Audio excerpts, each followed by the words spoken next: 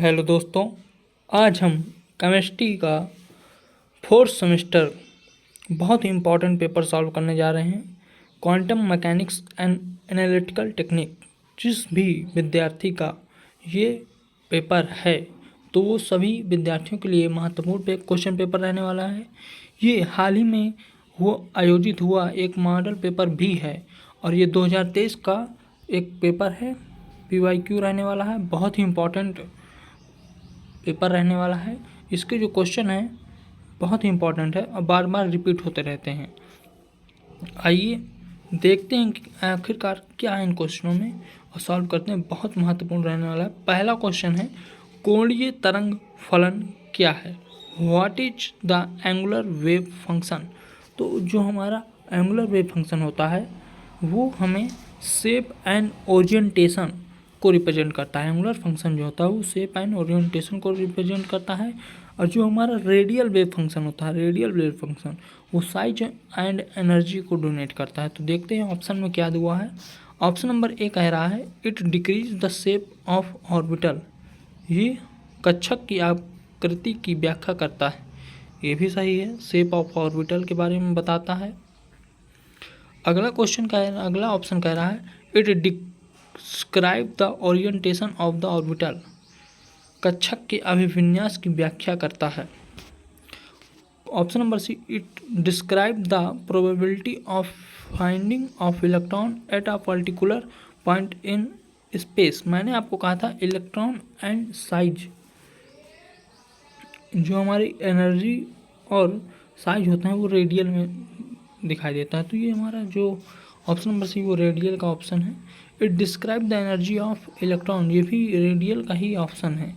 तो option number सी है, D तो हो ही नहीं सकते। तो ऑप्शन नंबर बी और ए में ये दोनों ही ऑप्शन नंबर सही हैं, क्योंकि ये शेप ऑर्बिटल को दर्शाता है और ओरिएंटेशन को भी प्रदर्शित करता है जो एंगुलर वेव फंक्शन है। ये दोनों ए एंड बी जिन भी विद्यार्थियों ने टिक किया रहा होगा वो दोनों सही थे। उस बार ये क्वेश्चन बोनस गया था। अगर अब पूछा जाता है तो एक ही ऑप्शन रहेगा और एक गलत रहेगा। अगर मोस्ट ऑफ चांसेस में अगर यही दे दिए तो ऑप्शन नंबर बी आपको लगाना है। ऑप्शन नंबर बी सही रहेगा, क्योंकि ये ओरिएंटेशन को भी प्रदर्शित करता है और ज़्यादातर ओरिएंटेशन पर ही इसको डिस्क्राइब किया जाता है। अगला क्वेश्चन कह रहा है wave mechanical model of the atom depend upon.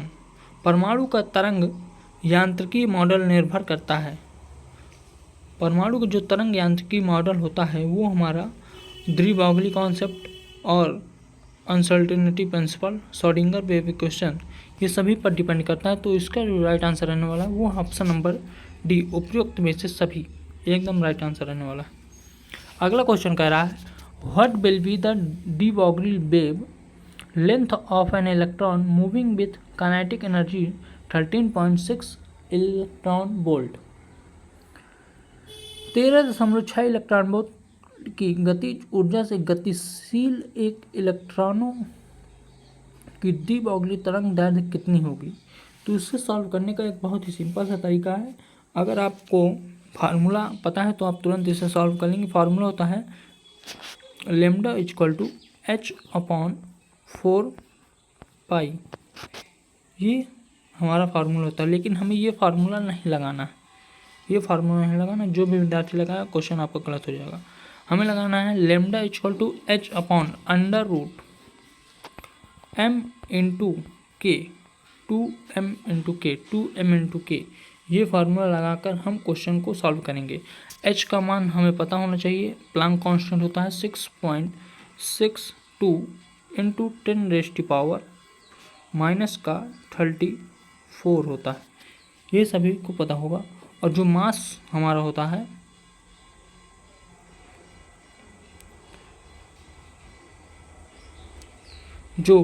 हमारा, m का मान होता है वो होता है हमारा 9.11 इंटू 10⁻⁻31 किलोग्राम।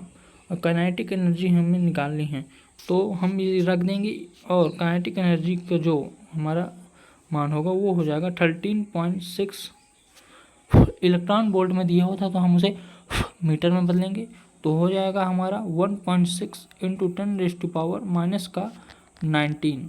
और यही पूरा एक जो इक्वेशन है उसे हम रख देंगे तो हमारा मान आएगा लगभग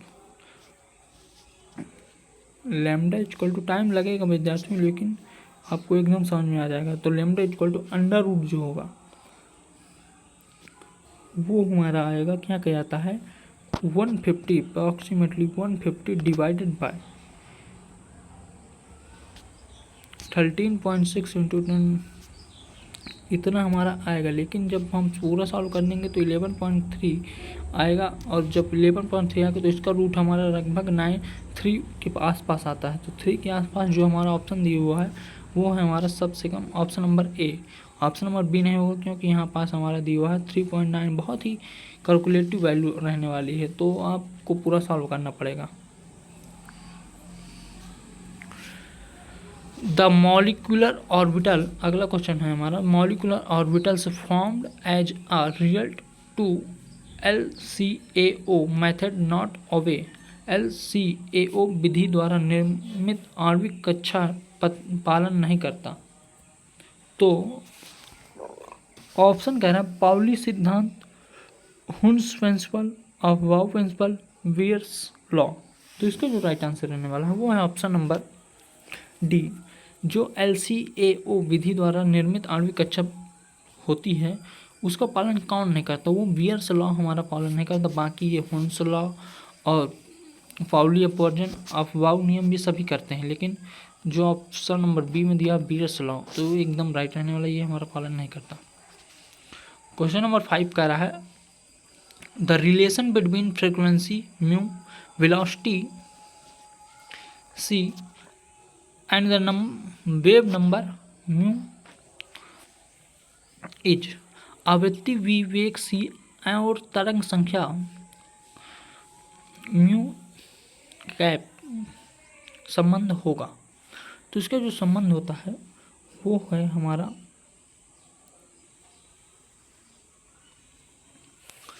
mu equal to C V होता है, mu equal to C V होता है। तो ऑप्शन नंबर सी इसका राइट होगा। वेव फंक्शन को कभी कभी हम डब्ल्यू से भी प्रदर्शित करते हैं, इसने म्यू स्टार से। अगला क्वेश्चन कह रहा है हमारा ब्लैक बॉडी इमिट्स, कृषक के उत्सर्जन से मिलता है। ब्लैक बॉडी के इमिट से क्या मिलता है, तो हमें जो ब्लैक बॉडी इमिशन से मिलता है वो होने वाला है हमारा कॉन्टिन्यूअस स्पेक्ट्रम, सतत स्पेक्ट्रम वर्णक्रम मिलता है। ऑप्शन नंबर डी इसका राइट होने वाला है। ऑप्शन नंबर डी एकदम राइट रहने वाला है। अगला क्वेश्चन कह रहा है the Schrodinger wave equation, Schrodinger wave equation Schrodinger तरंग समीकरण है। श्रोडिंगर तरंग समीकरण हमारा ऑप्शन नंबर ए के अनुसार दिया हुआ है non linear differential equation, linear differential equation, first order equation in space, all of them. तो इसका जो श्रोडिंगर वेव इक्वेशन जो होती है वो हमारी लीनियर होती है। तो इसका जो राइट आंसर रहने वाला है वो ऑप्शन नंबर बी एकदम राइट रहने वाला है। अगला क्वेश्चन दिया हुआ है the angular momentum of the electron is defined by the quantum number is denoted by. Electron का कोणीय संवेग जिस क्वांटम संख्या में प्रकट करते हैं उसका प्रतीक क्या है। ये तो सभी को पता होना चाहिए। जो हम इलेक्ट्रॉन का कोणीय संवेग होता है उसको हम क्वांटम संख्या में व्यक्त करते हैं तो उसका जो प्रतीक होता है वो होता है एल। एल हमारा एक जो होता है स्पिन होता है, क्या कहता है, जैसे मान लीजिए एस दिया हुआ है, एस का मान हमारे 0 होगा, पी का मान 1 होगा और डी का मान हमारा जो रहने वाला है वो है 2। और विद्यार्थियों आप एफ का मान क्वेश्चन 3 होता है। और आगे की जो मान होते हैं उसे आप कमेंट करके ज़रूर बताइए अगर आपको पता है। आपसे बस एक ही चीज़ कर रहा हूँ, अगर आपको इसके बारे में पता है तो अगला जो रहने वाला उसका कमेंट जरूर करिए, जिसको भी पता हो। नेक्स्ट क्वेश्चन क्या कह रहा है the orbital with n equal to 3 and l equal to 2 is, किस कक्षा के लिए n इक्वल टू 3 और वह l इक्वल टू 2 रहने वाला है। यही सेम एडिटेड क्वेश्चन मैंने कल आपसे पूछा था और आप भी आकर देख सकते हैं, पोस्ट में दिया भी होगा। सेम यही क्वेश्चन था, ऑप्शन भी इसी तरह मैंने दी रखे थे और आप देख सकते हैं क्वेश्चन पेपर। मैंने क्वेश्चन पेपर बिल्कुल भी नहीं देखा था कि यही क्वेश्चन सेम रिपीट होगा। सेम क्वेश्चन रिपीट हुआ है, आप देख सकते हैं वहाँ पास जाकर। तो इसका जो राइट आंसर रहने वाला है वो है ऑप्शन नंबर सी, 3D इसका रहने वाला है 3। D इक्वल टू 2 होगा, L का मान जो होता है और N का मान हमारा 3 है तो वो 3 है। इसका राइट आंसर है option number C. In photo electric effect the kinetic energy of the photo electrons increase linearly with the. प्रकाश विद्युत प्रभाव में प्रकाश इलेक्ट्रॉन की गतिज ऊर्जा में रेखीय वृद्धि होती है। आपतित प्रकाश के तरंग दैर्ध्य के साथ, आपतित प्रकाश की आवृत्ति के साथ, आपतित प्रकाश के वेग के साथ, उपयुक्त में से सभी। तो इसका जो राइट आंसर रहने वाला है वो है हमारा ऑप्शन नंबर बी। आपतित जो फ्रीक्वेंसी ऑफ इंसिडेंट लाइट होती है उसके साथ हमारा फोटो इलेक्ट्रिक इफेक्ट प्रकाश विद्युत प्रभाव प्रकाश इलेक्ट्रॉन की गतिज ऊर्जा में रेखीय वृद्धि करती है। तो ऑप्शन नंबर बी इसका राइट आंसर रहने वाला है, आपतित प्रकाश की आवृत्ति। अगला क्वेश्चन कह रहा है in Schrodinger's wave equation the symbol sign represent the. Schrodinger तरंग समीकरण में साइन प्रदर्शित करता है। जो श्रोडिंगर वेव इक्वेशन में होता है साइन हमारा क्या प्रदर्शित करता है, वो हमारा एम्पलीट्यूड ऑफ द वेव जो होता है उसे प्रदर्शित करता है। तरंग का आयाम ये हमारा प्रदर्शित करता है। ऑप्शन नंबर बी इसका राइट होगा। जो साइन होता है वो हमें तरंग का आयाम प्रदर्शित करता है, एम्पलीट्यूड ऑफ वेव। दोस्तों अगर आपको पता ना हो तो मैं बता देना चाहता हूँ, ये जो हमारी क्वेश्चन की सीरीज है 100 क्वेश्चन इसके अंतर्गत पूछे गए थे और 100 क्वेश्चन ही इसके अंदर सॉल्व कराए जाएंगे। ये जिस भी इंस्टीट्यूट का पेपर हो जहाँ 100 क्वेश्चन का पेपर होता है, वो अगर कोई भी विद्यार्थी देख रहा हो तो कमेंट करके ज़रूर बताएं। और इससे जुड़ी हुई कोई भी बातें अगर आपको जानना हो तो कमेंट करिए, हम आपकी सहायता ज़रूर करेंगे। सभी लोग इसे अच्छे से पढ़ें क्योंकि ये बहुत ही इंपॉर्टेंट क्वेश्चन पेपर रहने वाला है। मुझे बहुत सारे पेपर मिले लेकिन सेम क्वेश्चन इसी तरह के बहुत रिपीट हुए थे, तो मैंने इसीलिए इसी क्वेश्चन पेपर को चुना। अगला क्वेश्चन कह रहा है तरंग फलन के वर्ग के परिणाम को कहा जाता है the square of the magnitude of the wave function is called. विद्युत घनत्व, संभावी घनत्व, शून्य घनत्व या आयतन घनत्व।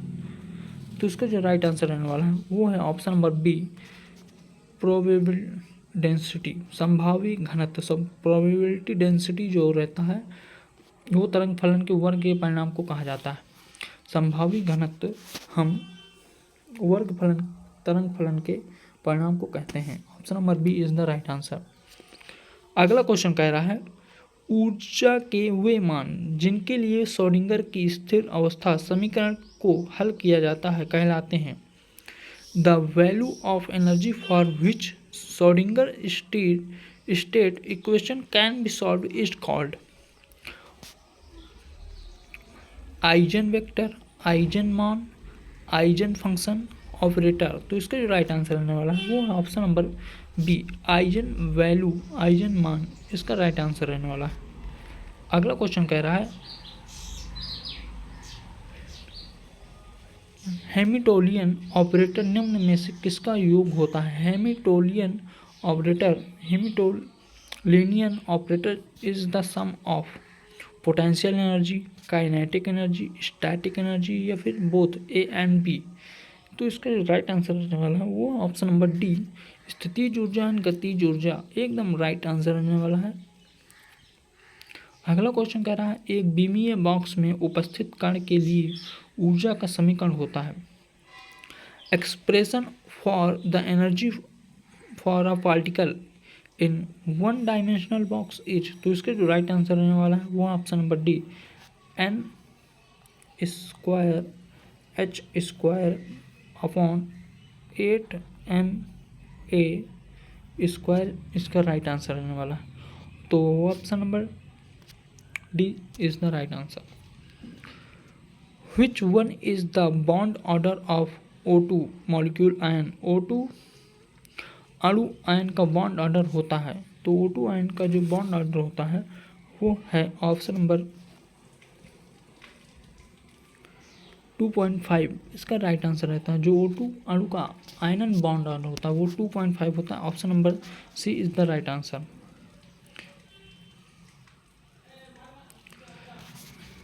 निम्न में से कौन प्रतिचुंबकीय स्पीशीज है।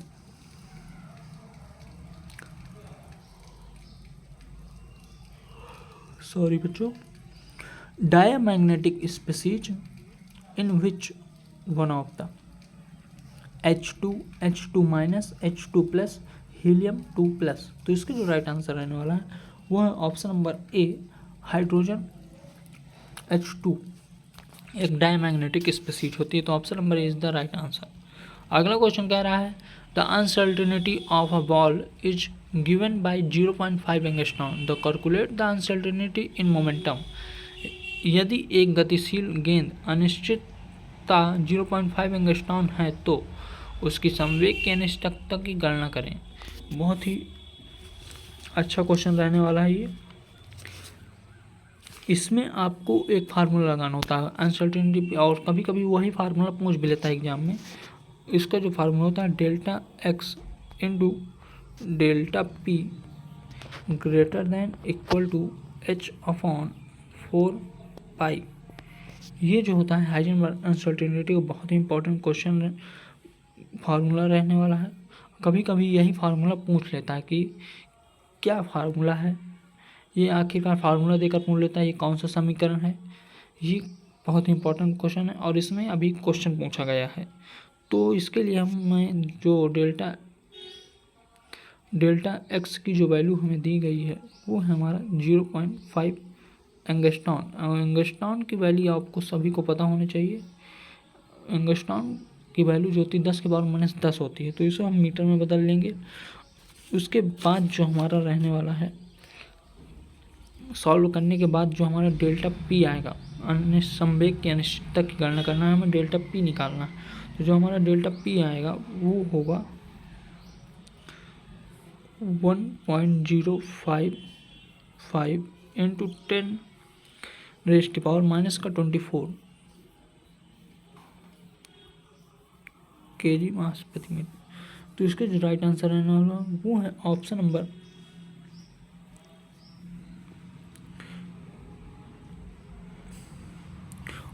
सी से ये एकदम मैच करने वाला है। तो option number C is the right answer. अब आपको सेम इसी फार्मूले के अनुसार सॉल्व करना है। एच का मान आप सभी को पता ही होगा और 4 पाई का मान सभी को पता होगा 3.14 रख देना है, वैल्यू आ जाएगी। एकदम आसान सा क्वेश्चन है। कैम्पटन समीकरण होता है, कैम्पटन समीकरण क्या होता है। कैम्पटन का जो फार्मूला होता है वही इसमें पूछा हुआ है। कैम्पटन का जो फार्मूला होता है वो होता है हमारा delta lambda equal to H upon M C 1 minus cos theta. तो इसमें हमारा 1 माइनस कॉस थीटा यहाँ भी दिया, 1 माइनस कॉस थीटा यहाँ भी दिया। लेकिन यहाँ पास देखने वाली बात है कि यहाँ पर h अपॉन 2 पाई दिया हुआ है, यहाँ पास h अपॉन एम सी दिया है। तो option number A is the right answer. Option number ए एकदम करेक्ट रहने वाला। प्रकाश इलेक्ट्रॉन का निरोधी विभव निर्भर करता है। Photo electron stopping potential depends on frequency of incident light and nature of cathode material, intensity of incident light, frequency of incident light, या फिर ऑल ऑफ देम। तो इसका जो राइट आंसर रहने वाला है वो है option number A, frequency of incident light and nature of cathode material. इसका राइट आंसर रहने वाला। अगला क्वेश्चन कह रहा है हमारा photo electric effect was explained by. प्रकाश विद्युत प्रभाव को समझाया गया था। बहुत इंपॉर्टेंट क्वेश्चन रहने वाला है और ये क्वेश्चन पूछा जाता है, आप सभी को भी याद रखना है। और हो सकता है कि आपके पेपर में भी यही क्वेश्चन सेम रिपीट हो कि प्रकाश विद्युत प्रभाव को किसने समझाया था। तो इसका जो राइट आंसर रहने वाला है वो है option number A, Einstein. Einstein ji ने हमारे प्रकाश विद्युत प्रभाव फोटो इलेक्ट्रिक इफेक्ट को एक्सप्लेन किया था। Option number is the right answer. अगला क्वेश्चन कह रहा है the minimum energy required to remove an electron is called. Electron निष्कासन के लिए निम्नतम ऊर्जा कहलाती है। स्टॉपिंग पोटेंशियल, निरोधी विभव, काइनेटिक एनर्जी गतिज ऊर्जा, वर्क फंक्शन कार्यफलन या ऑल ऑफ देम। तो इसका राइट आंसर आने वाला है वो है ऑप्शन नंबर सी कार्यफलन। इलेक्ट्रॉन निष्कर्षण की जो ऊर्जा होती है उसे हम कार्यफलन कहते हैं। Work function option number C is the right answer. Solvent extraction is more effective. Solvent extraction is more effective when the extraction is repeated with. विलायक निष्कर्षण अधिक प्रभावी होता है, निष्कर्षण दोहराया जाता है। Extra solvent, large volume of solvent, small volume of solvent या ऑल ऑफ देम। इसका जो राइट आंसर आने वाला है वो है option number C large volume of solvent. विलायक की कम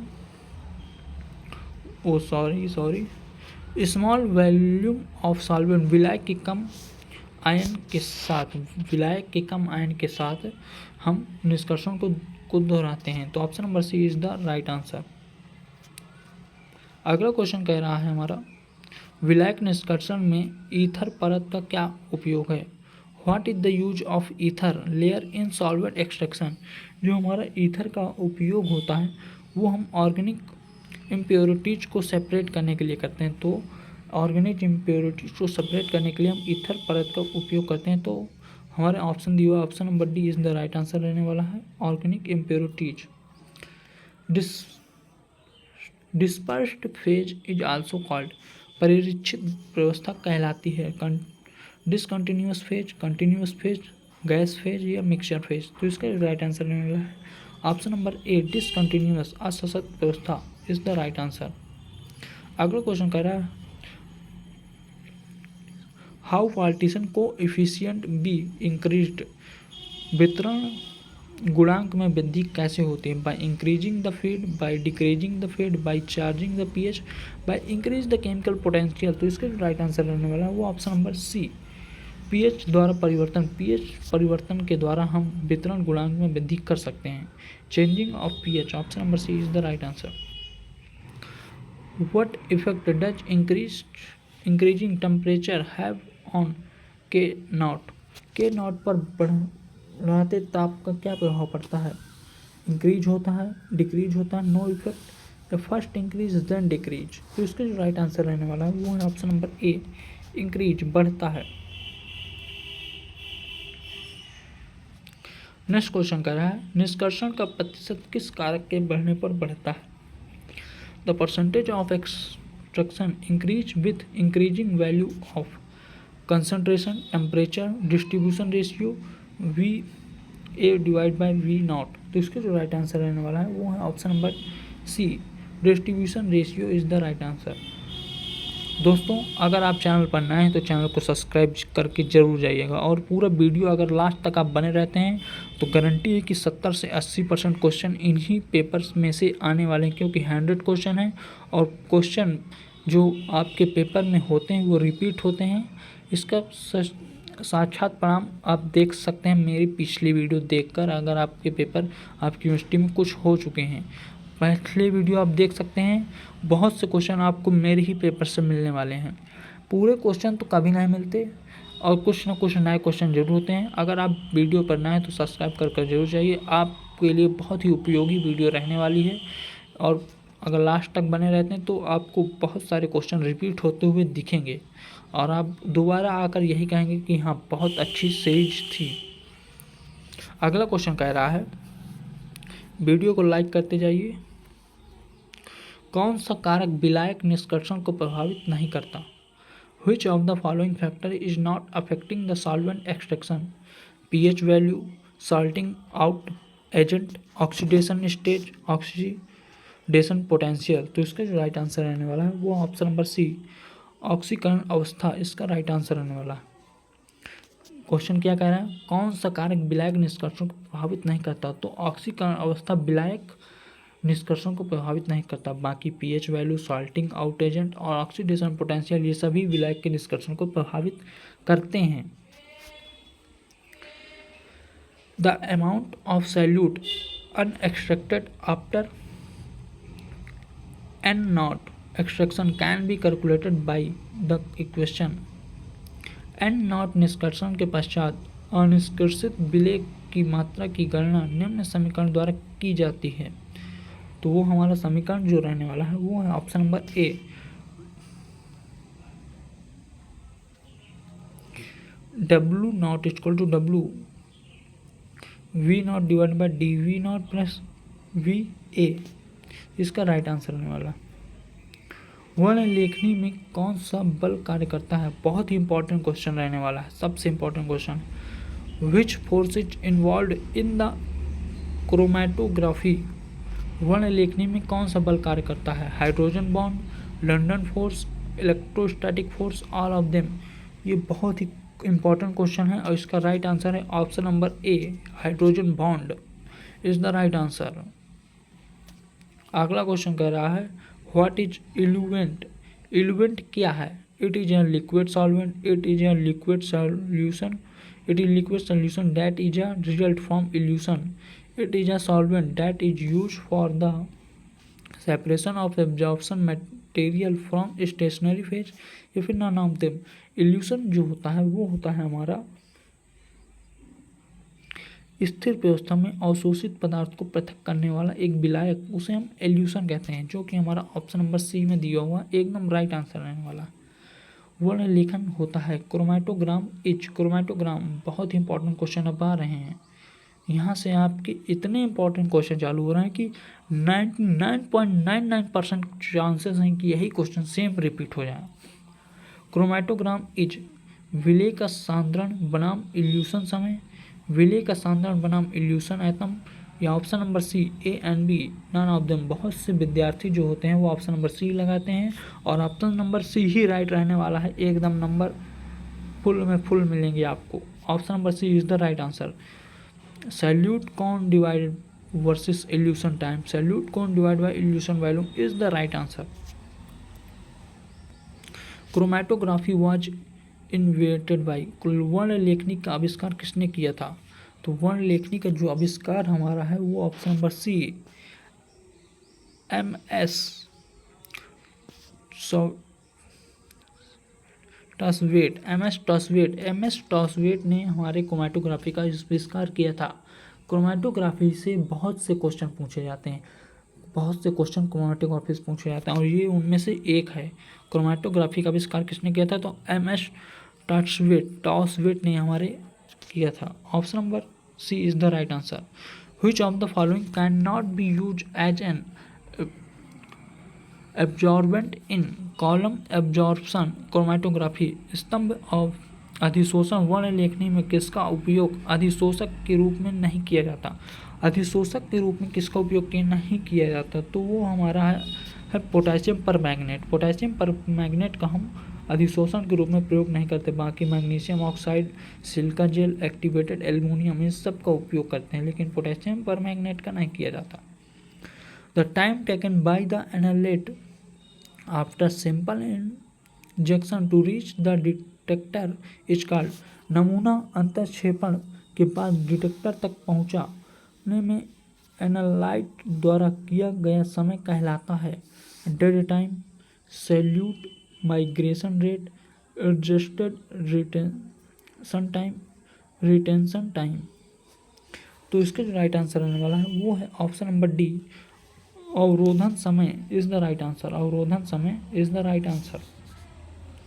which of the following is not a membrane separation technique, निम्न में से कौन सी झिल्ली पृथक विधि नहीं है, झिल्ली पृथक विधि कौन सी नहीं है, तो वो है हमारी विलायक निष्कर्षण इज नॉट अ झिल्ली पृथक विधि। सेपरेशन टेक्निक नहीं है तो वो है हमारा सॉल्वेंट एक्सट्रैक्शन, बाकी reverse osmosis, micro filtration, ultra filtration, ये सभी हमारे झिल्ली पृथक की एक उदाहरण रहने वाले हैं। अगला क्वेश्चन कह रहा है 38 क्वेश्चन हम पहुंच चुके हैं। 38 कह रहा है which functional group is not present in cation exchanger, cation exchanger में कौन सा क्रियात्मक समूह उपस्थित नहीं होता, जो हमारा होता है SO3- COO-, ये दोनों हमारे कटायन एक्सचेंजर में उपस्थित होते हैं। लेकिन ऑप्शन नंबर सी NR3+, ये हमारे कटायन एक्सचेंजर में उपस्थित नहीं होता। तो option number C is the right answer. Question number 39 कह रहा है चल प्रवस्था के अणु का स्तंभ से होकर प्रवाह होने में लिया गया समय कहलाता है। The time required for a molecule of mobile phase two pass through the column is called dead time, passing period, retention time या क्रिटिकल टाइम। तो इसका जो राइट आंसर रहने वाला वो है ऑप्शन नंबर ए, डेड टाइम। डेड टाइम हम कहते हैं जब चल प्रवस्था के अणु का स्तंभ से होकर मॉलिक्यूल से होकर आने का समय कहलाता है, वो होता है डेड फेज। अगला क्वेश्चन कह रहा है आदर्श अवस्था के अंतर्गत वितरण अनुपात व वितरण गुणांक में संबंध होता है। वितरण अनुपात व वितरण गुणांक में क्या संबंध होता है?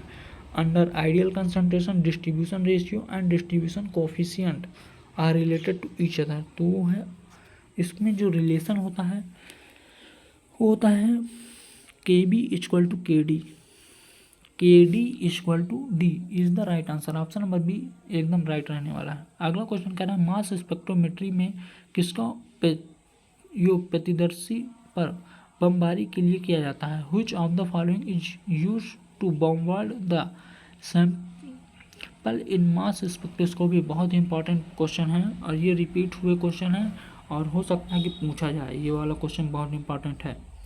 मास स्पेक्ट्रोमीटर में किसका उपयोग प्रतिदर्श पर बमबारी के उपयोग के लिए किया जाता है? अल्फा कण, न्यूट्रॉन्स, इलेक्ट्रॉन्स, फोटॉन्स। तो इसका जो राइट आंसर रहने वाला है वो ऑप्शन नंबर सी, इलेक्ट्रॉन्स का उपयोग किया जाता है।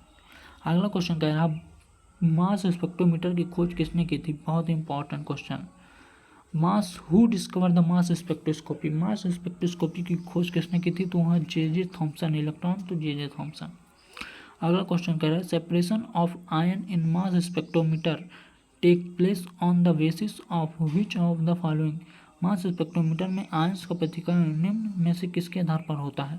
द्रव्यमान के आधार पर, आवेश के आधार पर, अणुभार के आधार पर या द्रव्यमान आवेश के अनुपात के आधार पर। तो है option number D, mass to charge ratio. Option number D is the right answer. Mass to charge ratio के आधार पर मास स्पेक्ट्रोस्कोपी में आयन का पृथक्करण किया जाता है। मास स्पेक्ट्रा में अति दोहन पीक कहलाती है। In mass spectra the most intense peak is the आधार शिखर, metastable in ion peak, fragment ion peak या रीअरेंज्ड आयन पीक। तो इसका राइट आंसर रहने वाला है वो option number A, base peak. Mass spectra the most intense peak होता है तो होता है उसका बेस, आधार शिखा। मास स्पेक्ट्रोमीटर मूल और विलक्षणों का क्रम निम्न होता है। The correct order for basic feature of a mass spectrometer is acceleration, ionization, diffraction, detection. तो इसका जो राइट आंसर है आयनाइजेशन, फिर एक्सेलरेशन, फिर डिफ्रैक्शन, फिर detection. Option number B is the right answer. त्वरण, आयनन, विचलन, संसूचन। इसका राइट आंसर जो रहने वाला है आयन सबसे पहले होगा, फिर त्वरण होगा, फिर विचलन होगा, फिर संसूचन होगा। Option number B is the right answer.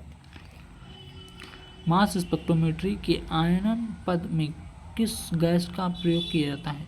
Which gas is use in the ionization stage of mass spectrometry. तो इसका जो आंसर है वो ऑप्शन नंबर हीलियम ए रहने वाला है। अगला क्वेश्चन जो हमारा कह रहा है मास स्पेक्ट्रोमेट्री में आवश्यक होता है। Mass spectrometry is needed high temperature, high cooling, high volume, high pressure. तो इसका जो राइट आंसर रहने वाला है वो option number C, high vacuum. Spectrometry में जो आवश्यक होता है वो हाई वैक्यूम होता है। अगला क्वेश्चन कह रहा है हमारा मास स्पेक्ट्रोमेट्री में प्रतिदर्श किस रूप में प्रयुक्त किया जाता है? The sample is introduce into the mass spectrometer should be solid, liquid, gas या फिर वेपर। तो इसमें जो हमारा sample introduce in the mass spectro should be जो होता है वो हमारा है ऑप्शन नंबर डी, वेपर, वाष्प का उपयोग किया जाता है। Option number C, D is the right answer.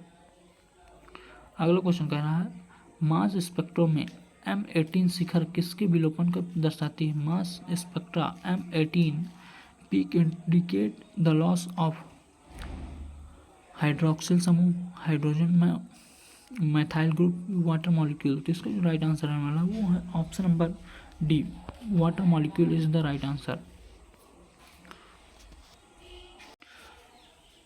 अगला क्वेश्चन कह रहा है फोटॉन NMR स्पेक्ट्रोस्कोपी में समानता कौन सा आंतरिक संदर्भ के रूप में प्रयुक्त किया जाता है?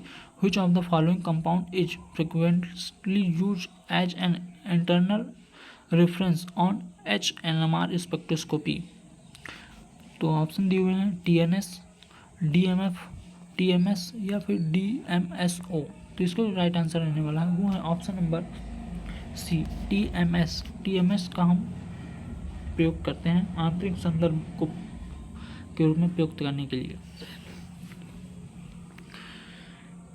इसमें आपके जितने भी टॉपिक आते हैं फोर्थ सेमेस्टर की केमिस्ट्री जो रहने वाली है क्वांटम्स एंड एनालिटिकल वाली, उसमें जितने भी शुरू से अंत तक के जितने भी टॉपिक हैं हर एक टॉपिक के क्वेश्चन दिए गए हैं, तभी ये 100 क्वेश्चन की सीरीज है और सभी से जुड़ी ऐसे महत्वपूर्ण क्वेश्चन रखे गए हैं जो आपके मॉडल पेपर में आ सकते हैं, पेपर में पूछे जाते हैं। और ये अभी 50 क्वेश्चन हुए, 50 क्वेश्चन अभी और रह गए हैं, तो 50 क्वेश्चन और देखते हैं। निम्न में से कौन सा नाभिक NMR निष्क्रिय होता है? बहुत इंपॉर्टेंट क्वेश्चन होते हैं, अगर आप इसे बीच में छोड़ कर जाएंगे तो बाद में जरूर पछताएंगे, गारंटी बता रहा हूँ। बहुत इंपॉर्टेंट क्वेश्चन है। Which of the following nucleus is NMR inactive? Inactive पूछा है, निष्क्रिय पूछा है। एक्टिव और इनएक्टिव मैंने पिछली वीडियो में भी बताया था, अभी एक वीडियो और मैं केमिस्ट्री का ले चुका हूँ और इसमें भी बता रहा हूँ निष्क्रिय और सक्रिय में क्या अंतर होता है। इसका जो राइट आंसर रहने वाला है वो है हमारा ऑप्शन नंबर सी,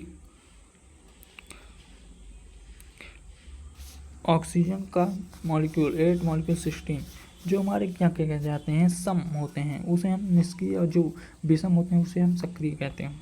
बस इतना ही अंतर। How many PMR signals given by the compound A? यौगिक ए द्वारा कितने PMR संकेत दिए जाते हैं? ये जो हमारा दिया हुआ है बेंजीन COCH3,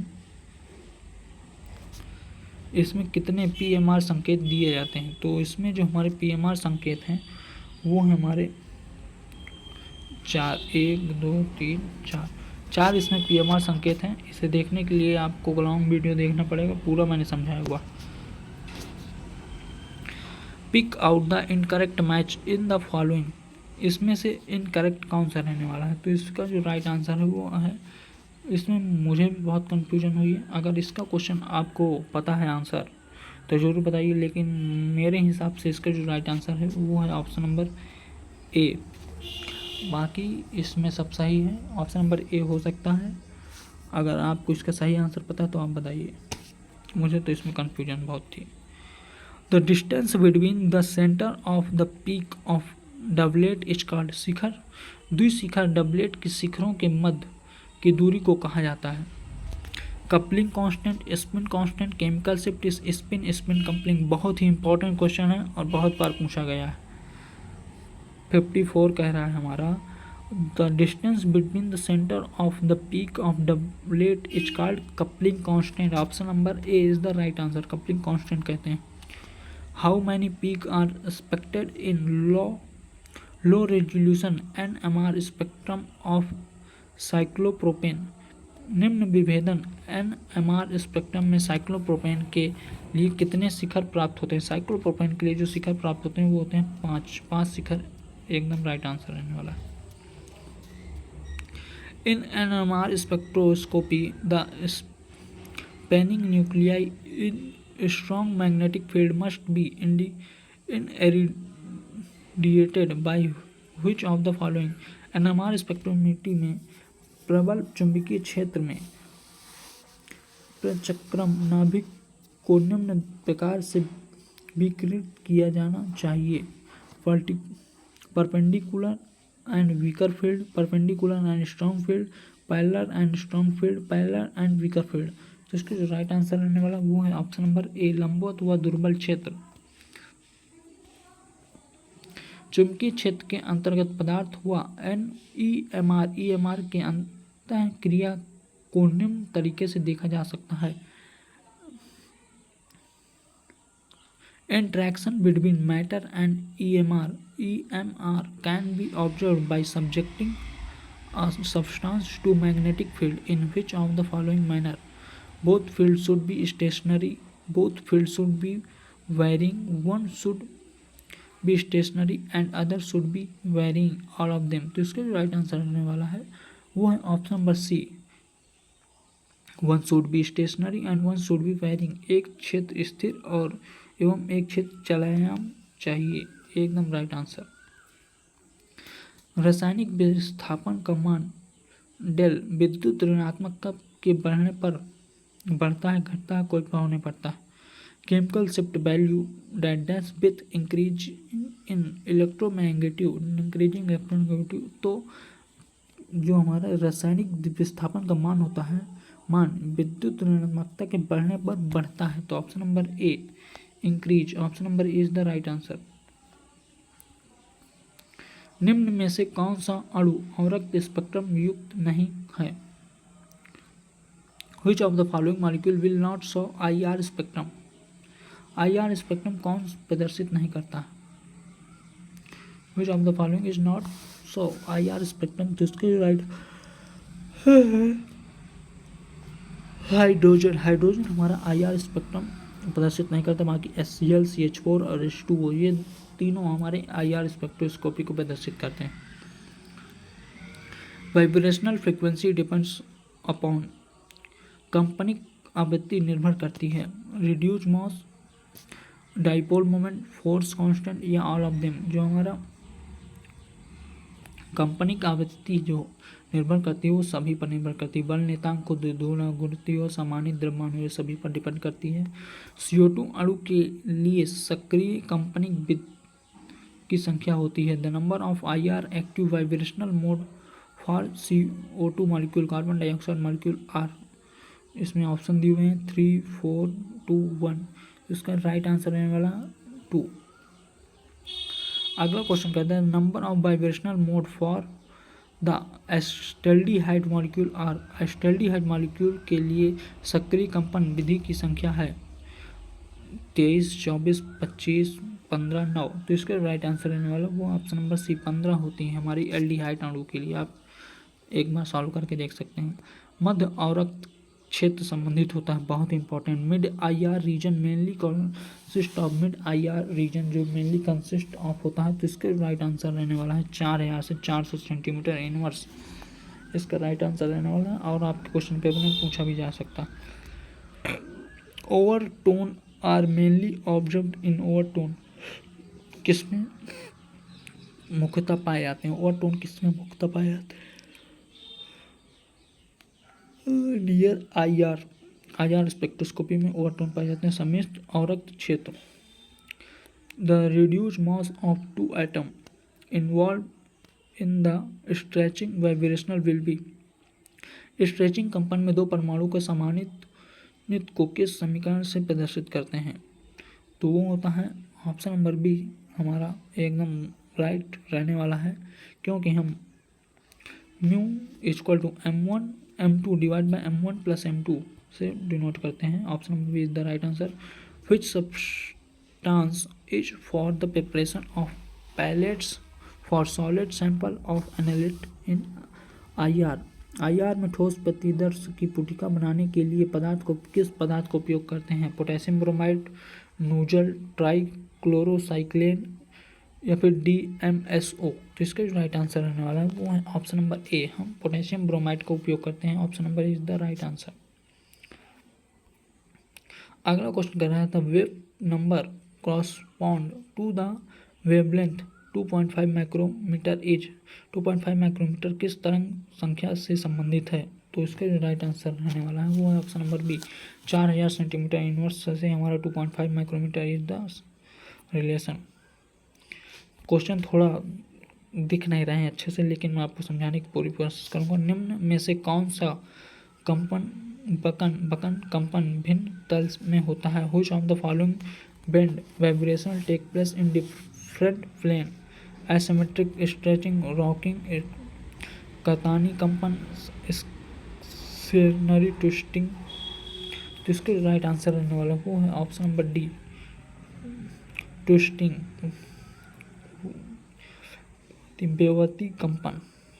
और रक्त क्षेत्र में मुख्यतः पाए जाने वाले संक्रमण हैं which of the following transition mainly occur in IR, which of the following transition mainly occur in IR। बहुत इंपॉर्टेंट क्वेश्चन रहने वाला। और रक्त क्षेत्र में मुख्यतः पाए जाने वाले संक्रमण हैं electronic transition only, rotational and vibrational transition, rotational transition only, all of them. तो इसका राइट आंसर रहने वाला वो option number B, rotational and vibrational transition. इसका राइट आंसर रहने वाला गुणन व कंपन संक्रमण पाया जाता है हमारा और रक्त क्षेत्र में। अगला क्वेश्चन कह रहा है निम्न में से किसका समानित द्रव्यमान अधिक होगा। Which of the following will have more reduced mass, carbon hydrogen, nitrogen hydrogen, oxygen hydrogen या hydrogen hydrogen.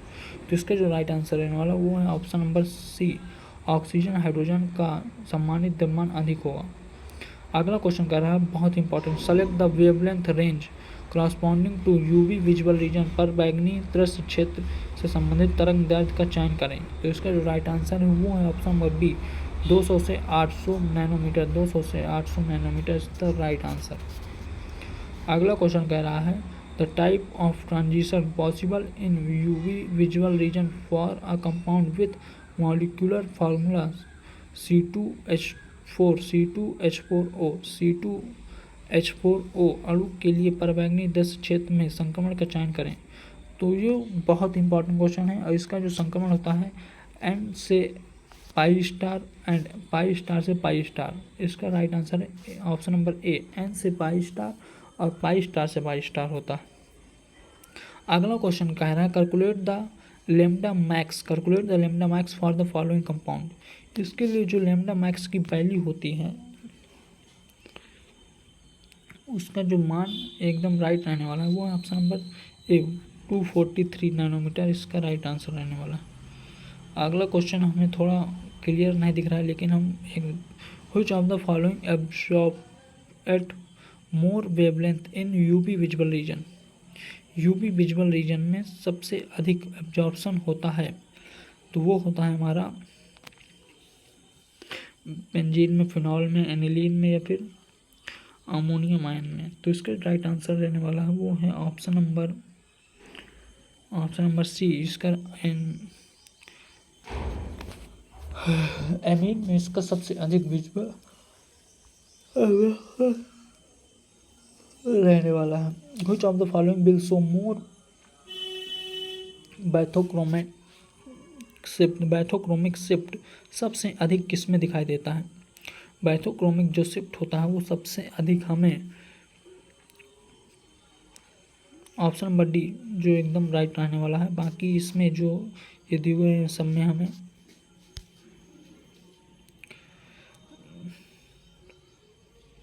Dimerisation of the sample produce, dimerization sample produce कहते हैं नमूना का द्विपैपन दर्शाता है। Absence of absorption, hypochromatic shift, bathochromatic shift या no effect. तो इसका राइट आंसर है वो option number C, bathochromatic shift हमें डाइमराइजेशन प्रोड्यूस करता है।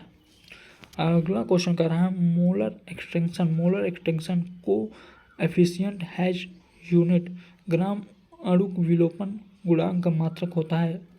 तो जो ग्राम अणु विलोपन गुणांक का मात्रक जो होता है वो होता है हमारा litre mole inverse centimetre inverse, litre mole inverse centimetre inverse. Option number A is the right answer.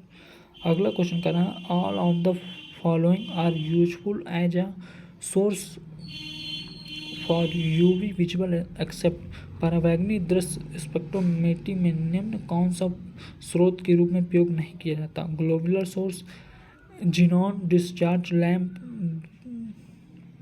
Deuterium discharge lamp या टंगस्टन फिलामेंट लैम्प। तो इसका जो राइट आंसर है वो है option number A, globular source.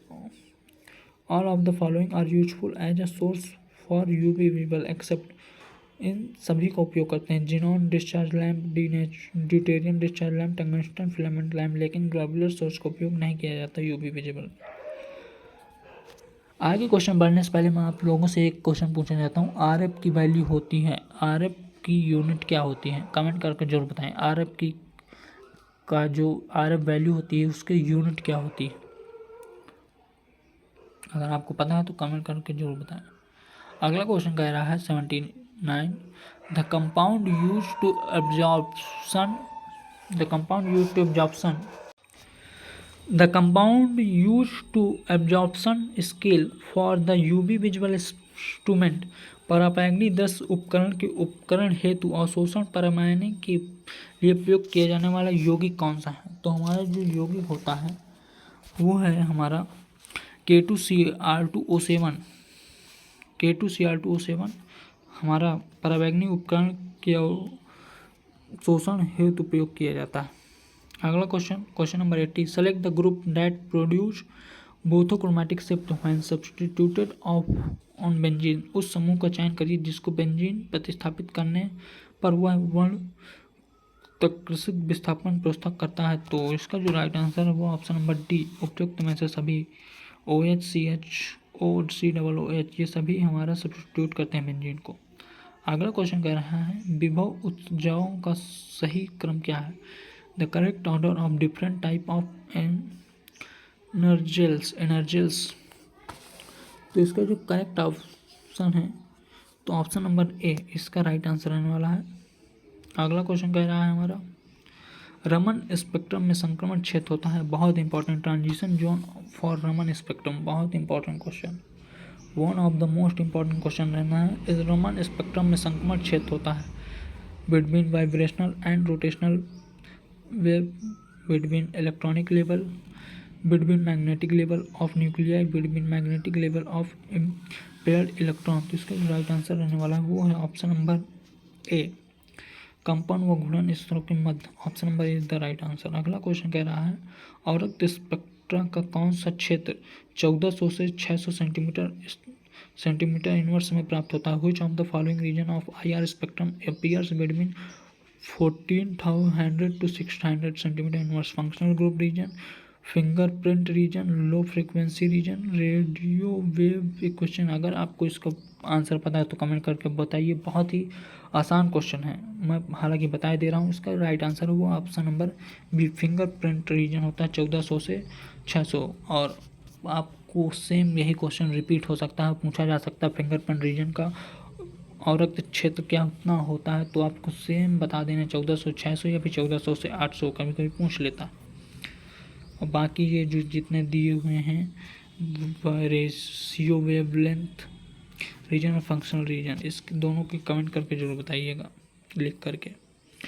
निम्न में से कौन कंपन और शोषण स्पेक्ट्रम प्रदर्शित नहीं करता है? Which of the following can not show a vibrational absorption spectrum? Vibrational absorption spectrum कौन सा प्रदर्शित नहीं करता है? तो इसका जो राइट आंसर है वो ऑप्शन नंबर सी, CO2 हमारा वाइब्रेशनल एब्जॉर्प्शन स्पेक्ट्रम प्रदर्शित नहीं करता, बाकी सभी प्रदर्शित करते हैं। रमन विस्थापन निर्भर करता है, रमन विस्थापन डिपेंड करता है किस पर डिपेंड करता है? जो हमारा रमन विस्थापन होता है वो हमारा इंसिडेंट वेवलेंथ, मैंने ऊपर भी बताया था और भी बता रहा हूँ, इंसिडेंट वेवलेंथ पर, ये आपतित तरंगदैर्घ्य पर होता है। Elastic scattering of photon is called, photon का प्रतिष्ठाप प्रतिकरण कहलाता है, फोटोन का प्रतिष्ठाप प्रतिकरण कहलाता है, तो वो है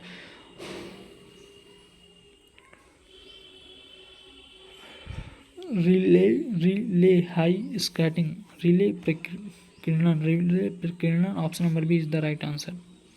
रमन स्पेक्ट्रम में स्टोक रेखाएं प्राप्त होती हैं। The Raman spectrum is said to be consist of Stoke line. Stoke line कब प्राप्त होती है रमन स्पेक्ट्रम? तो वो होती हैं जब डेल्टा म्यू लेस देन 0 होता है या फिर 0 greater than delta mu. Option number B is the right answer. अगला क्वेश्चन कह रहा है रमन स्पेक्ट्रोमीटर में सामान्यतः प्रयोग होने वाली लेजर है। The most commonly use laser for Raman spectroscopy. Raman spectroscopy में सामान्यतः कौन सी लेजर का उपयोग किया जाता है? तो होता है helium neon laser. Option number B, HENE laser. अगला क्वेश्चन कह रहा है निम्न में से कौन सी रेखाएं अति तीव्र होती हैं? Which of the following line are most intense? Stoke line, anti Stoke lines, Rayleigh scattered line, all of them. तो इसका राइट आंसर है वो option number C, Rayleigh scattered line बहुत तीव्र होती है।